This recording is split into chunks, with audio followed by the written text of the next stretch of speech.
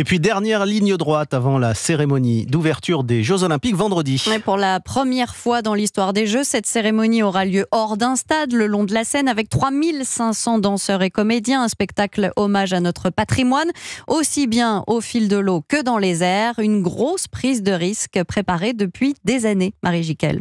Tout a commencé par une croisière sur la Seine. On a pris des bateaux et on a puisé dans tous les kilomètres qu'on traversait combien l'histoire de France se déployait devant nous. Puis, place aux choses sérieuses, Thomas Joly, le directeur artistique, et son équipe se sont enfermés dans un appartement pour créer le plus grand spectacle français du 21e siècle, comme ils l'espèrent. On s'est enfermé dans ce qu'on appellerait une script room, sur les murs de laquelle on a mis des tableaux, des photos, des articles, des notes, des flèches pour construire le récit. Pour ne pas gâcher la surprise, pas de répétition.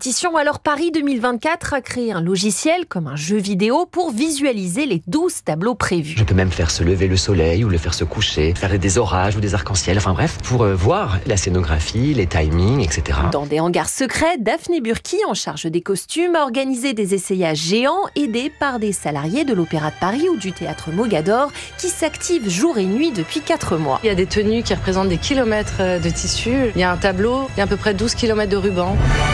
Enfin, le Louvre, la Tour Eiffel, le Grand Palais, nul besoin de décor, même les échafaudages de Notre-Dame pourraient accueillir des danseurs.